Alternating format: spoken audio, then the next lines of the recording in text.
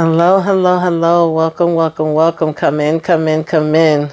This is Tamika's Den. I am Tamika. Get on in here, y'all. Get on in here. This is my review recap for Love After Lockup, Life After Lockup. You got served, baby. Okay, well, it's You Got Served. Okay, that is the name of the episode. Season 4, episode 21. Child, let me tell y'all something. Instead of this being called Love After Lockup, Life After Lockup, we need to call this Baby After Lockup, because everybody is either pregnant, getting pregnant, already had the baby. You get a baby, you get a baby, you get a baby, you get a baby, you get a baby, in my Oprah voice, okay? Y'all need to stop sleeping around. Y'all got some more other important things to take care of. But anyway, y'all, this is a hot freaking mess. I just want Chaz in the garbage. I'm sorry, not Chaz. Chance in the garbage. I want Broadwin in the garbage. Marcelino in the garbage. First of all, I'm just tired of Marcelino and Brittany. Please never come back, Brittany and Ray, y'all don't got to come back either. I wish y'all the best. Of course, we should never see Chaz and Broadwin again. Hopefully, Deontay is not coming back up here. But I know none of us will be shocked if he do. I need y'all to just stay the heck away from Life After Lockup, Love After Lockup. That's it, okay? We don't need to see y'all anymore up here on our TV screens, child. But let's go ahead and get into this episode. Another day, another hot mess with foolishness and foolery, okay? So, child, we started out this episode with Miss Amber, right? She's in the kitchen. She's looking like she's feeling out of it. It's giving hangover, but she say she haven't drunk nothing. So Queen came in the kitchen and she like, what's going on? And she just tells her, I don't know. I'm just feeling really funny. And she's like saying that, recently she had got told by the doctor, okay, that something is going on with her liver. The enzymes have been too high. That's not really a good thing. And so, she was like, other than that, it's not really like she's throwing up or any of that kind of stuff, right? And she says, well, you don't have a bug or anything. You don't have a cold. She says, nah, I'm just really feeling blah. So she like, girl, are you pregnant? She talking about something that's not even possible. She said, well, why is it not? Okay, have you been using protection at the same time? She's saying no. Then she talking about she 37 years old. I said, girl, what that got to do with anything, right? And so, of course, that's when we learned about her recently going to her physician and him telling her about her enzymes being high and all of that. But I'm confused, Amber, because you sitting here saying with your past drug history use and, this was your first time hearing about the liver issues. Okay, I get that. She was like, before that, she pretty much was fine, but because of the things that's happened in her past pregnancies and everything, she don't think it's possible, she says at first, right? But then she also says she was told that it would never be possible. So I'm like, girl, I'm confused, because last week you was just having a conversation where it was like, if I was to get pregnant by you, at least I would know that wouldn't be an issue, okay? When her and Mr. TC was talking, and he was saying how he wanted to talk her into, using birth control so that would not happen, okay, because he didn't think that was something that they needed right now. So, Queen lets her know, like, it's 4 pregnancy tests and he'll take all of them, okay? And she was like, no, I'm going to take 3 of them. So she's like, girl, I bet you $5 that I'm not pregnant or whatever. You crazy, right? And so she was like, they all gonna come out negative. So she go in there, whatever, and she's just telling us in the confessional that after she had the last miscarriage, it has said she couldn't get pregnant again. But lo and behold, she's sitting here waiting and looking at the test, and then she ends up picking one of them up, and she's like, what the?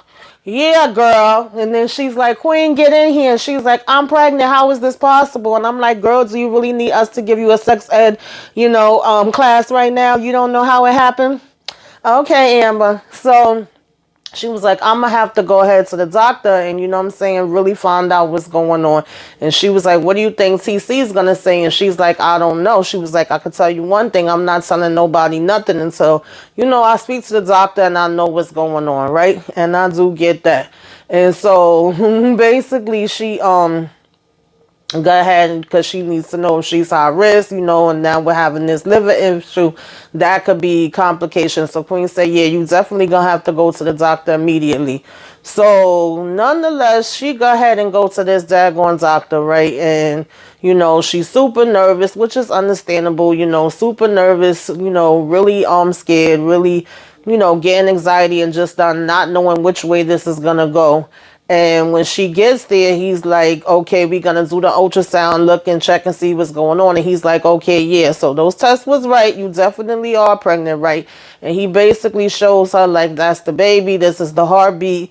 You about 6 weeks and 4 days. I said, wow, Amber, really, child? Really, child?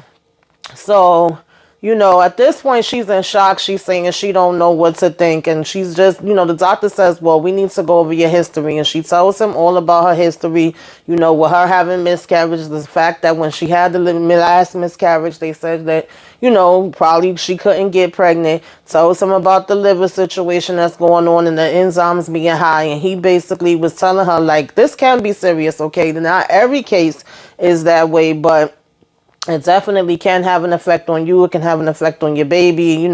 It can have an effect with the pregnancy or whatever. And it can be so serious to where it becomes deadly. But so far from what he sees with her and the baby, they both are looking, good. So that's a good sign, right? But this is definitely a conversation that she's going to have with Cece and figure out what she wants to do. So then when she's coming out of there, she calls her mom up. And, she's basically saying this is scary. And, of course, she starts crying. She calls her mom, and her mom was saying that she's hanging out with some of her friends having some drinks. So she tells her mom, like, basically about being pregnant. She's like, get the heck out of here. I thought that you said you couldn't get pregnant. She was like, girl, I thought I couldn't either. But apparently, I can because I am. And she's like, oh, wow, well, I'm happy or whatever the case may be. I wouldn't mind, being a grandmother. But, of course, before we could just go ahead and celebrate, she's letting her know, like, I haven't told TC anything yet. And she's like, I'm really scared. And so her mom is like, what's going on? And that's when she kind of starts tearing up more. And she tells her about the situation with her liver and that this could be serious. It could be deadly. So her mom was like, wow, I don't know what to say. And she was like, well, if it comes down to it, Amber, and I have to choose, of course, between, you and the baby or whatever the case may be, as much as I would like to be a grandmother, at the end of the day, I wouldn't want you to take a chance and end up losing you. You came so far. We built so much. But she was just like still telling her to be positive, that they, have just, they couldn't have possibly came this far, for nothing or whatever, right? And her coming such a long way as she has. And so she was like, go ahead and talk to him first or whatever the case may be. And like, call her back, keep her posted and stuff like that, right? So she was pretty much, positive with her. And I can understand, her having all these different emotions, right? It's going to be very interesting to see what TC going to be talking about, because like I said, he was making it pretty clear, honey, that, yeah, I want the white picket fence supposedly and want to live with you and all of that and bring my 2 boys along. But he wasn't looking like he was ready for no other daggone baby. And at the same time, he did not believe in ABs, remember? So we shall see, child. We shall see. Now, moving on along, we get Chance with his raggedy behind and Taylor, right? And at this point, Taylor's coming back in the room like, what was y'all talking about? What's going on? Okay, what is the conversation that I'm hearing? And Chance want to tell her that, basically, first of all, Chance was already in the middle of telling the doctor, like, oh, well, we having like a little trust issue here or whatever, right? Because she had an ex that she was with or whatever. And I found some emails like, why are we telling the doctor all of that? She don't need to know all of that or whatever, right? And then Chance begins to tell us in the, confessional that they were actually locked up together. And that's how he even got the number in the first place. And when he called, supposed to be calling to speak to his friend that he met in jail, he ended up with speaking to her because she answered the phone. And, that was the beginning of their romance. So I'm like, what? I don't know. Maybe I just remembered that part. But I swear, even when they was arguing about the email and all of that kind of stuff, and he even had some other women that he had been writing and calling while he was locked up, and they was having that back and forth about it. For some reason, it went over my head that this was somebody that actually was an ex of hers that they knew. I said, well, damn, Taylor, what was going on here? Okay. I missed the memo on that one. That just totally, skip me or whatever, right? Just like Destiny having all those daggone kids on last week episode skip me. So I was like, oh, okay, that's how we doing it. So now all of a sudden you don't trust her with him or whatever, or trust the fact that this baby is yours, and you're trying to use it as an excuse that she could possibly still be messing with him, when apparently he shouldn't have been trusting you and giving you his number, because now you end up with her and you know damn well she ain't cheating on you. You just mad that she's saying no about this marriage thing, and now you want to bring up damn, you know what I'm saying, paternity test. So I'm like, go sit your behind somewhere down, freaking Chance. But he's saying he knows something is off, and he was like, he could basically feel it, that something is not right, and all of a sudden you canceling the wedding, all of a sudden, you're pregnant or whatever, and you're canceling the wedding, so that seems suspect or whatever, right? So now when she comes in and she's asking them, what's going on, he's telling her that he don't think the relationship can even move forward, that he could be able to trust without getting this paternity test or whatever, right? And he feels like this would really help their relationship. And I love the fact that Taylor was basically like, okay, it's going to help you to not look like an ass, because you know damn well that I've never cheated on you. And he basically was saying he's been getting more questions than answers. So she gives them both something where they could go use the bathroom, and they could also, go ahead and wipe her arm down in the section where they got to go ahead and take the blood. And she's letting them know that these results will be 99.9%, accurate or whatever, right? And she basically was saying that, they would get these results in about a week at home in the mail. So Taylor's basically like, him questioning her pisses her off. Like, how dare him? And I don't blame her. She's like, that's very humiliating. And then he goes in here and tells this lady all of this that don't know us from a daggone hole in the wall. And she was like, he's doing all of this because he's not getting his way. And basically that's exactly what it is. He's acting like a damn spoiled ass brat, that's not getting his way, so therefore he want to come with some other daggone nonsense now and have a reason to say something. And it just makes me not like him even more than I already wasn't liking him before. And so, now when they get in the car or whatever to ride home, she's basically, of course, irritated, agitated, aggravated, don't want to be bothered. And, he's over here talking about some, he just wanted to know the truth or whatever the case may be. And it's just like, the truth already. And she says, you were wrong for bringing that up in that office like that. You were wrong for saying here, telling this lady who doesn't know anything about us, all about some daggone emails and stuff. And, he was like, basically saying, oh, well, once we get the results, we'll know. And she's like saying, I already know. I don't need no damn results to tell me or whatever, right? And she's basically like, I know that I'm going to know that I'm right. And so, then he just looks funny. So we find out Bobby is coming home, y'all. And I'm so happy that Bobby is getting out. She's okay. She survived. She's still got a long road ahead of her. But she is good. Chance asked what they got planned. And she basically was like, well, we're going to be catching up on life, okay? And so basically she says she don't really feel like talking to him today. Again, I do not blame her, okay? She's like, I really don't want to hear his mouth. He over here trying to make small talk or whatever the case may be. After he embarrassed me the way that he did, I'm not in the daggone mood for no small talking conversation, right? So now Bobby pulls up a couple of minutes after, they in the kitchen washing dishes or whatever the heck. And she comes in telling them that she missed them so much or whatever, giving the girls a hug. He want to talk about all this work that they all put in together to make this welcome home sign. And they want, her to keep the sign forever. And they want her to be there forever. And so then he say he going to take the girls out for a minute. And he basically leaves them two there to talk. Now, mind you, they saying how they cleaned up this daggone room and fixed up stuff before she came. Child, when that camera panned to that floor looked filthy as hell. I said, cleaned where? Y'all cleaned everywhere around except for the damn floor and stuff? I'm confused, all right? What did y'all do? It looked like y'all maybe made up the damn bed, but okay, and made that damn sign. Chance behind so busy worried about what the hell Taylor been doing, but he ain't did not another damn piece of work inside that freaking thing since she been gone. But anyway, moving on from that, she over here talking about some things for cleaning. I guess she just was trying to be nice or whatever. So she does say she want to go outside for a minute and smoke a cigarette. She was saying that she was feeling better and that she feels bad for what she put Taylor through. Of course, Taylor was still telling her that she feels responsible to a certain degree. She feels guilty to a certain degree. But Bobby was like, nah, this was my mistake.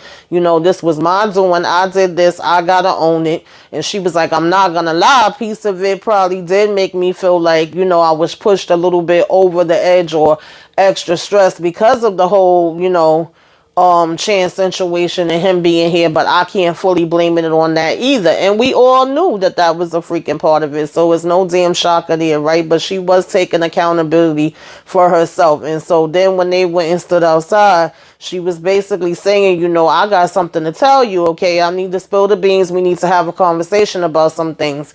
And so, Taylor's letting her know, like, I got something to tell you too. And she basically was just saying that she's going to move to Tulsa, Arizona, baby, okay? She up out of here trying to move on to bigger and better things, and I'm not mad at her.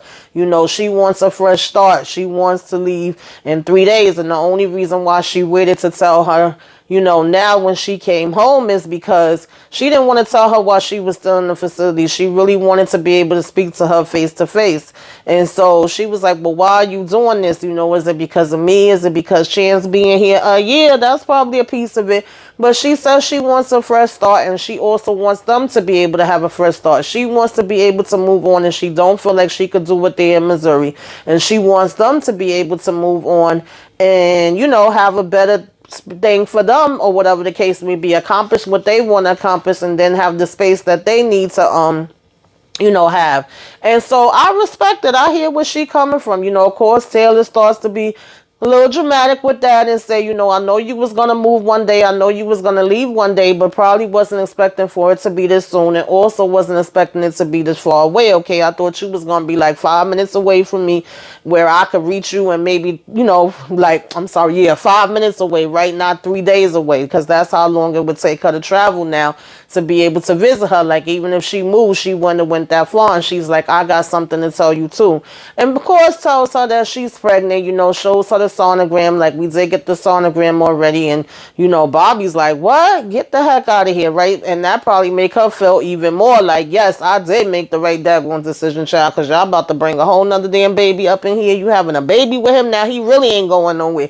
Okay, she ain't say that, but I'm pretty sure she probably thought it. And so, Taylor basically says when she's talking in the confessional that, oh, Bobby is just basically doing this because she's running away from her addiction. Now, I can see why she probably would look at it in that way, but when it's all said and done, I honestly don't think that that's what Bobby is trying to do. I think Bobby feels like she's relapsed time and time again. She's been repetitive, having the same behavior and doing the same things, and this situation has not helped it. And I think she genuinely do just want a fresh start in a different place where she could start over from scratch and try to at least make an attempt to have a better life for herself. And I'm sure that she still wants her sister to have a better life and a good life as well, but she does not see it happening with them two being there together. And I wish Bobby the absolute positively best, okay? Now, moving on from her, or them, we get to Sean, Sarah, and Destiny. Child, Destiny had her baby, okay? He was a little cutie pie. She had her baby. She's staying there at her mama house or whatever. And we found out the damn husband, okay, Mr. Hubby that came through, he done goddamn locked up, okay? He basically has got locked up. He's not getting out to freaking September 25th, 2025, okay? He had got a violation or whatever the case may be, and ended up getting 4 damn years. I said, are you freaking kidding me? So basically, she's here with the mom and she's talking about how, she ended up having the baby 3 weeks early. His name is River. She had her 6th C-section, okay? He weighs about 6 pounds or whatever, right? And it was a pretty complicated surgery. And, she's saying that other than that, he seems to be healthy and okay. And she basically was saying that as far as Jason goes, she hasn't been able to really speak to him like that. She's here taking care of the baby by herself. She can't worry about, phone calls or any of that kind of stuff. I'm sorry, y'all, because speaking of phone calls, my phone is ringing. But I'm going to try to just finish this review off. So, basically he ended up back in damn jail. And I'm like, damn, Jason, okay, so y'all all jailbirds, okay? So she basically was saying that, he's not getting out or whatever, right? He's going to have to go ahead and do this time because he already had, been in trouble before or whatever. And basically he had this underlying case with burglary like 4 or 5 years before, and he was still on felony probation, and his behind went back with a damn dirty test. And I'm like, really? Why would you risk that and end up going back in? But it is what it is. She says he was there when the baby was born. He was there through the pregnancy. He's been through thick and thin. But now it's going to be just her responsibility, and she feels bad. And her mom was just saying, like, I feel bad for you, but I'm mostly worried about you, right? And what you need and what the baby needs. I mean, when he eventually comes out, if he needs to stay here too, then I don't mind trying to hold him down. But right now, I'm just trying to keep you up and make sure that you're okay.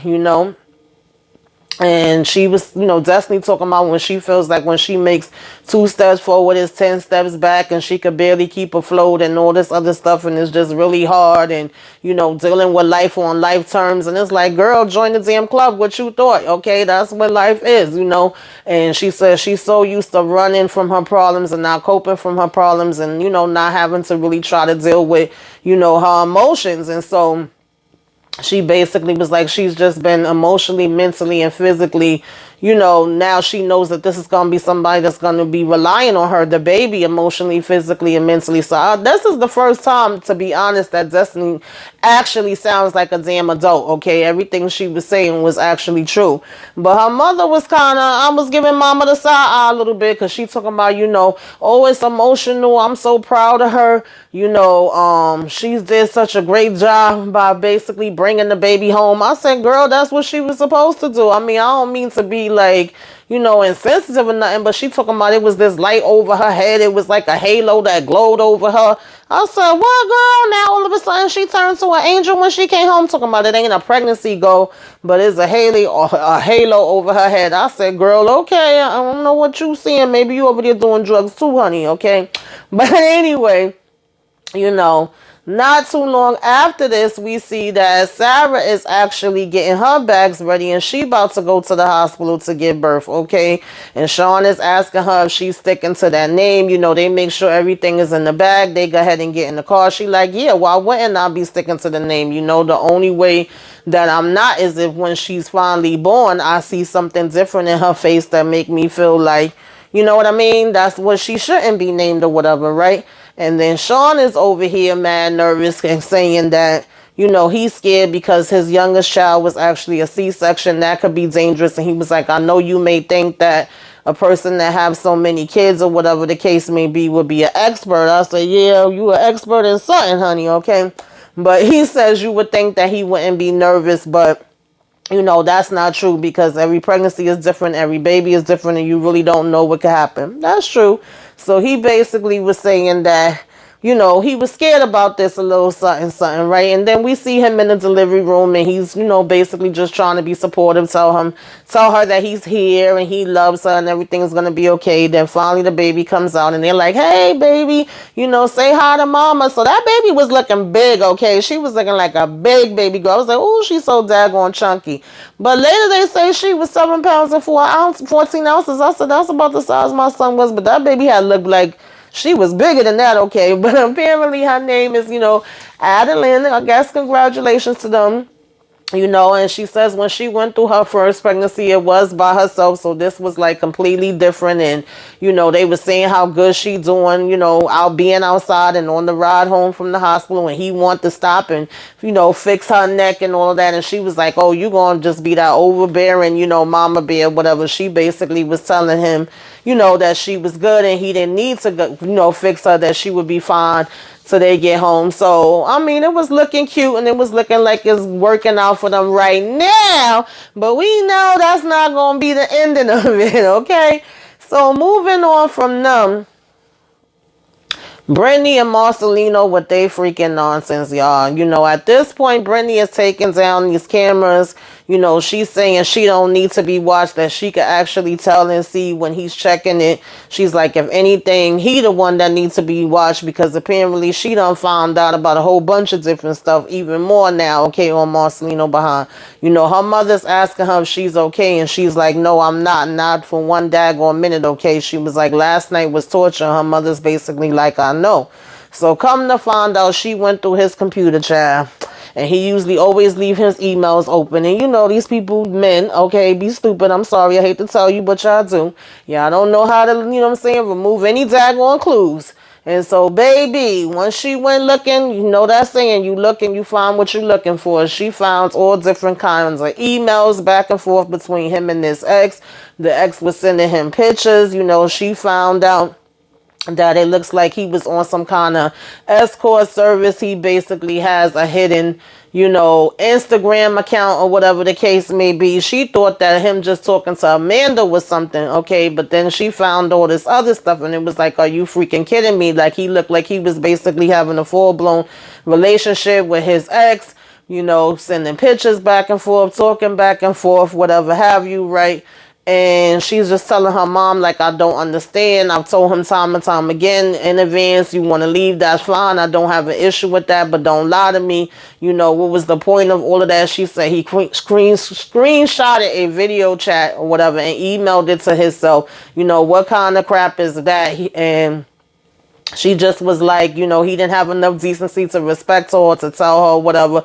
And her mom was just basically agreeing with her, right? And she was like, then to find this secret Instagram account, you know, he's following a damn prostitute. She's the one and only person that he follows, and she does bookings in Las Vegas. I said, what the hell? Marcelino, what you been doing? And she was like, you know, he literally was doing all this under her nose, sometimes sitting right next to her on the damn couch. She was like, you know, she could have found any of this at any time or whatever. And she's been so cool, so respectful, so understanding, and giving so much trust when actually, you know, the trust just basically wasn't deserved. And so she was like, I don't know, this is basically looking like a separation to me, and I'm not going to look for somewhere else to live. So her mother was like, hell no, you know, you ain't going nowhere. You going to be right here. She was like, everything he have is because of you or whatever, right? And he wants to throw it all away, then screw him, you know? And she basically, of course, you know, because they have had their little differences, and she says that herself, and she was like, you know, he want to act like he all high, Mr. Mighty, the perfect, okay, and now you screwing around on your wife. She like, oh, hell no, okay. She was like, but I have to say, I'm shocked. I did not see, you know, this one coming. And she was telling Brittany, you know, you don't need to be going through this, and I'm here for you, whatever you need. And so she says it's basically like he has been living a double life, okay, two different lives.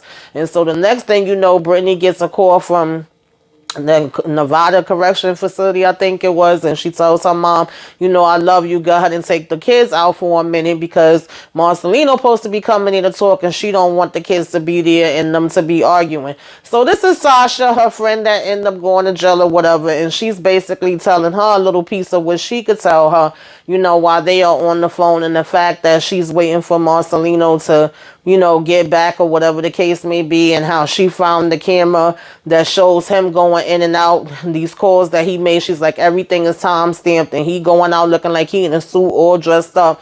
After he finished looking up this address and information or whatever, and he got back in about 2:30 a.m., okay, 2:30 in the morning that day, and basically just fell out on the couch, okay, never went and took a shower, got in bed with her, nothing. And then she's finding things like, you know, the Gmail, the Google Chrome, the maps, all of that, right? And again, everything is timestamped.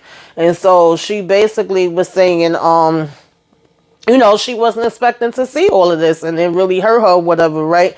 And telling her about this little escort slash prostitute slash, you know, stripper that he was, you know, in contact with, the hidden Instagram account and all of that kind of stuff. So her friend is just like, whoa, you know, and in the meantime, she's asking her how much time she still got left, and she was like, she got about 3 more years, okay? So she was like, dad, girl, you know, hang in there, whatever, right?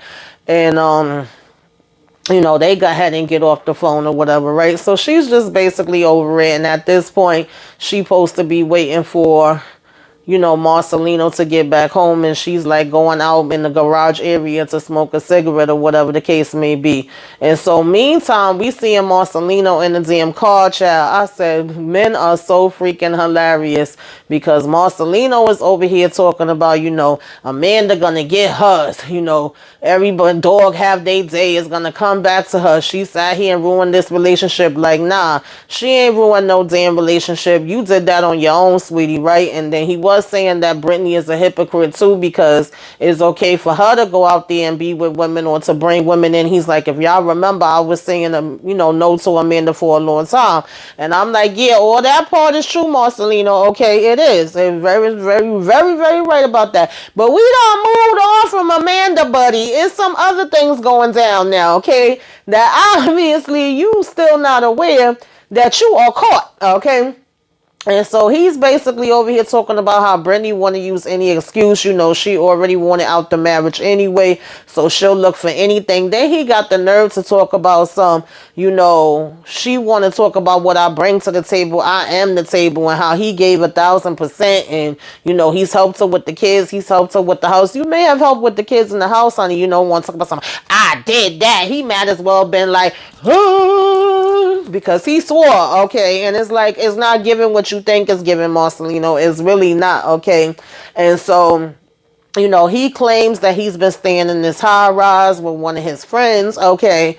And he was like, it's not like I'm at some Motel 6 or something like that. And he was like, when I got time to go out and cheat. I said, honey, obviously you got a lot of it, baby, because we got you going out, at 8:45 and coming back 2:30 in the morning. Okay, what did Whitney say? You were supposed to be going out to eat, and I found your credit card receipt. Okay, baby, the numbers is not lying, Marcelino. Okay, boo, it's not lying. You are. And so basically, Brittany ends up calling him or whatever, and he answers, and he thought he was about to talk some mess, and put Amanda out there, but she cut him off. She gives him the breakdown, like, no, boo, you are caught red-handed. I know about the daggone, sex room chats, the online chatting with women, the Valentine's Day flowers and chocolates and all of that. Like, stop texting me and telling me you love me, because that's not love. If you love somebody, you don't treat them like that. You conversing back and forth with your damn ex-girlfriend and sending pictures and all of that. You are caught, baby, okay? Caught. So come and get your shit, okay? I'm not packing up your stuff for you. You could come on and get it now, okay? So first he was saying he didn't know what he was going into. Well, boo, and now you know, okay? If you didn't know, now you know. So that's what we had going on with them, child. A hot mess. Now we move along to our next Brittany, okay? But this is Brittany and Ray, y'all. And it wasn't much to them. They finally was having their parents meet up, Ray's parents got there first, and so she wanted to know what was keeping, her parents so long. She wanted to go outside and check. She says, give her a minute. They was like, okay. And while she went out, and to be honest, I was a little confused. Why was the parents just meeting? I feel like they should have been met from a long time ago, but I'm like, okay, y'all. Whatever, and she go out to see what they doing. And so you have Ray's dad say, they want to see us, right? Like, what's going on? And you have, his stepmom basically asking, so how they been treating you? How things coming along since, the wedding is getting near? And of course, Ray, I thought he was going to tell them about that prenup, but what he does tell them is about, her dad not giving the blessing. Her mom gave, but not the dad. And, his stepmom is saying, well, what's she going to do if he don't approve it? Like, or he doesn't give the blessing, is she not going to marry you? And she's like, at the end of the day, you did that out of respect, not obligation. And, y'all can't live through her parents. And I get what she's saying, and she's 110% right. But on the flip side, after hearing Brittany's father's reasons why he felt the way that he did, and with her going through the abusive situation, and seeing that obviously he still carries a trauma behind it, I do get him not jumping to give his blessing or whatever, right? I mean, this is his daughter, and he's gonna be protective of her. I don't even think it's so much of a personal thing just with Ray being in jail. Yeah, that's an added factor, but I don't think he's really specifically going hard on that. And I think if they heard his full reasons on it, then they would be understanding to that too as parents, But at this point, she's looking at it like, oh, well, he must think she's too good for him. And he's looking at the fact that he was arrested. And just because you went to jail doesn't make you a bad person. And I get her side too. But again, because they've never been able to communicate to each other, neither side really could see where the other side is coming from. And so at this point, Brittany's parents finally did get there, and I was feeling like it was a little bit of shade, a little tense when they first was walking in, because Brittany was like, Dad, what happened? Like, y'all just getting here. We was waiting on y'all. And they was like, oh, they already in there. How long they been there? And they was like, I'm sorry, it was traffic. So when they came in, of course, we just saying hi to each other. We giving our introductions or whatever. And it seemed like Ray's mom said like 2 times, like, oh yeah, y'all finally got here. And he had even said before they came in, like, I don't want this to be no confrontations. I don't want it to be no problems. I really want this to just be like a smooth run. And, his mom was kind of like, is that for me? And it's like, if the shoe fits, wear it, okay? But when they do finally sit down, they actually start talking and eating their food, whatever, and having their drinks. And they say, well, Dad, we both have had long marriages. We have that in common. Brittany's parents actually have 52 years. Okay, God bless them, baby. 52 years together, all right? And then Ray's parents have half of that, 28 years. And they was laughing, saying, that's exactly half. And then Ray's father ends up standing up, giving a toast. And he's saying that, he sees his son becoming a better man. He's so proud of him. This is his firstborn boy. And he says he has a good woman by his side that is only going to make him, become even more great.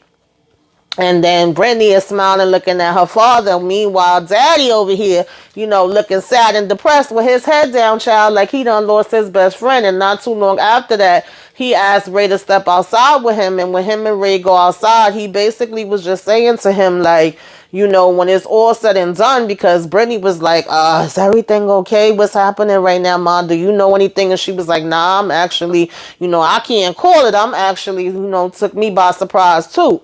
And so when he got out there, he just was saying that he don't want to feel like he's being pressured into giving his blessing. He genuinely wants to give his blessing because he wants to give it, and he thinks that's what, is best. And so Ray says he gets it, but he was like, bottom line is I love her. They've been talking for 2 years, and the last 2 years when they was talking, they was basically planning their lives together and talking about getting married. And he says that he knows that she wants him to walk her down the aisle. And he wants that day to be special for her.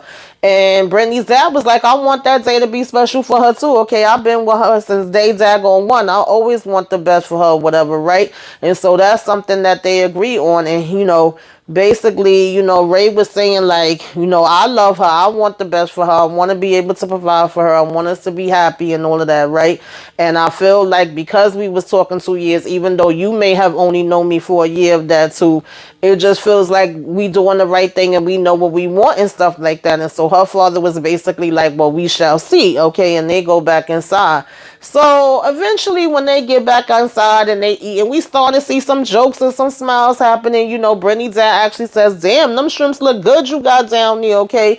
So Ray's father was like, maybe I should have ordered that. And not too long after that, he get up like, sing, sing, sing, sing, sing. Okay, I want to make a toast. And he just basically says that, after meeting this wonderful family and getting to chill with them, spend time with them, see how Ray is, and that he loves his daughter, he thinks they're headed in the right direction, and he do want to give his blessing. And Mama and everybody's like, oh, and I was like, oh, I love it. But then Daddy came outside and was giving some shade right after, okay? He says, I still don't fully trust it, okay? I still don't know that I'm all the way in. I got to see some more things going down. But I do want to give my daughter support. I said, that's okay, Papa. One step at a time, one day at a time, we'll take it, all right? Child, the last one we gonna go over, y'all. The last one we gonna go over. Whew, are y'all ready? Chaz and Broadwin, baby. Broadwin decides to call Chaz and tell Chaz that, he needs to come on and meet her by the bridge, okay? Come on down to the bridge, baby, okay? And he says, all right. And so he's basically like, I'm relieved to hear from Broadwin or whatever. I'm glad she's called because it's been about 2 days. I've been texting her. I haven't been getting no type of response back. And he says that, the last time they was here by this bridge, they were actually in love. They was teary-eyed. I said, you sure about that, Chaz, or was it you that was in love? Because we ain't seen no love come from damn Broadwin not one day, honey, okay? I think love was on your mind. And so basically, he says that he actually thought this was like her trying to have a sweet sentiment because this is where they got married, right? So why would you want to come and meet him up where you got married if not because of the fact that you cared? Okay. And so, she basically says as she's walking there, in her confessional that she's seen girls that have moved on and been able to move out and move other places and be happy, and that Chaz hasn't been the man that she thought he was going to be, and it hasn't been the way that she thought it was going to be with Chaz. When she first got with him, they would talk about music, books, politics. She was like, now they barely talk about anything, and all he ever do is just tell her, that she looks beautiful all the time. But my thing is, Broadwin, that wasn't the problem, child. Okay, stop lying to yourself, stop lying to us, and if it was, then you could have been talking to him about that. So when she get there, she already come on this defensive, negative, nasty attitude type of thing, like he owes her something, and she basically like, what's up? And then he's like, what you gotta say? And she's basically like, get it out. And he says, well, I didn't want any of this. And she was like, oh, well, if you didn't want any of this, then you shouldn't have been sitting here doing investigations or whatever the case may be, right? I guess you got what you wanted and found what you was looking for or whatever the case may be. And I guess you're happy now. And he's like, no, I'm not happy. He was like, first of all, someone tipped me off. And she's like, oh, a crazy bitch. That's who. If you wanted to listen to her, then that's your choice. He was like, but she was right? Where was the lie? Where was the lie? She was right, okay? And so she's talking about, no, she wasn't. He was like, yes, she was. You had a daggone ad. I saw the ad. I saw that it was your body. She was still trying to bring up that same damn story about a freaking friend that she was doing it for that couldn't get up there. I said, girl, you can't even make up a lie that makes damn sense. Then she want to turn around and be like, you stupid. That's all she could come up with and say that he's been sitting here, talking to these other girls and all of this nonsense. And so basically, he was like, you know what? I thought this was about to be a nice situation, or we could at least be civilized with each other. He was like, obviously we can't, so here's the divorce papers. I said, oop, okay, finally, Chaz, now we talking, And so she just twirling her hair around and looking like this, because she wasn't expecting that, baby. I'm going to tell you that right now. She damn sure was not expecting for him to sit there and actually grow a damn backbone for 2 seconds and tell her, that he was giving her no divorce papers. I could tell you that. So basically, he was telling her she don't care. She never loved him. And he was like, if that's how you feel, then, she basically was, in other words, like, if that's how you feel, bounce. What are you sitting here holding conversations with me for? Why are you even bothering saying all that to me? When he said he was giving her the divorce papers, she was just like, okay, and he basically was like, this really hurts me because I did care about her at the end of the day. He was like, they had built this friendship, of course, in his head, for 2 years, and he also talks about all the different politics and music and books and whatever have you that they would talk about, and that he knows that in some way or form it meant a lot to her for him to be there while she was in prison. I said, I guess it did. So basically, where he made his mistake at, though, Chaz, You walk your behind back over there, and at this point, she's like, "Oh, what are you coming back over here for? Why are you in my space? Get out of my space." And he's like, I was madly in love with you or whatever, right? Like everything about you, even though I'm mad right now, basically, doesn't mean that I never cared or I never took this serious. If anything, it seems like you never cared and you never wanted anything, right? And so she was like, well, if that's what it is, then what are you coming back here talking? She's like, oh boy, where's my Uber? Why is it taking so long? Oh, and walking away from him. So at this point, Chaz was like, you know what? You know what I'm saying? Can you give me back all the money that I gave you when he was locked up? I said, Chaz, you ain't getting that back. Now he pissed though. And he says, you know what? Don't call me when you go back, bitch, because I guarantee you going to end up going back one day or another. I said, uh-oh, Chaz taking the gloves off, baby. And then he said, what was it that he said? I think he said something like, I'm paraphrasing. He was like, I'm so pissed off right now, whatever, I tried to be civilized, I tried to be nice, and he basically just was like, I know I'm gonna get that call one day, and I can't wait, okay, she gonna call me from that damn jail, and I'm gonna be click. I said, I know that's right, Chaz. I'm not even freaking mad at it, y'all. And I'm sorry, I did forget to mention somebody. It wasn't much, and I don't really care about them, but I did forget to actually mention that, Tiffany behind, Kayla behind, had sent, Tiffany sent that picture of the video of Kayla, the show where she had received that she not making it up and she not bugging. So he got to see it for himself, and she was like, did I deserve this? And he was trying to say that was an old video. Like, Kevin gonna still lie. And she was like, please don't ever contact me again. You know what I'm saying? Keep it pushing. And so he was like, she's definitely pissed off. He was like, Kayla didn't have to go do that kitty ass shit. You know what I'm saying? And he was just basically caught out there with it. And then he tried to call Tiffany on the phone, even though she just said, don't bother me. And he was like, let me explain it to you. And she was like, come on, if it was the other way around, you wouldn't want to hear nothing or whatever. And he was like, oh, you just need time to cool down. And she was like, nice try. And he was like, hello. Is there anybody there? And he was like, I ain't gonna lie. If some dude did send me a sex video, you know what I'm saying? So he really was punching the damn bag hard, because he realized that his behind, had been caught out there, whatever, right? So I was like, good for him. But child, I ain't holding my breath on them damn gone fools either. I even forgot they was on the show, and they literally only showed like a little 5-minute thing of them out of the whole hour and a half that the episode was going. And so I think that was it, guys. I think that's all we got. And I think next week is the season finale, I think, if I'm not mistaken. But y'all put it in the comments, honey. Tell me what y'all thought about this daggone hot mess. You know what I'm saying? Let's discuss. Okay, like, comment, share, subscribe if you are so inclined. If I forgot anything, put it in the comments. Give me a wave. Let me know you came by. Throw some flames up in the sky. All right, y'all. Till next time. Toodaloo.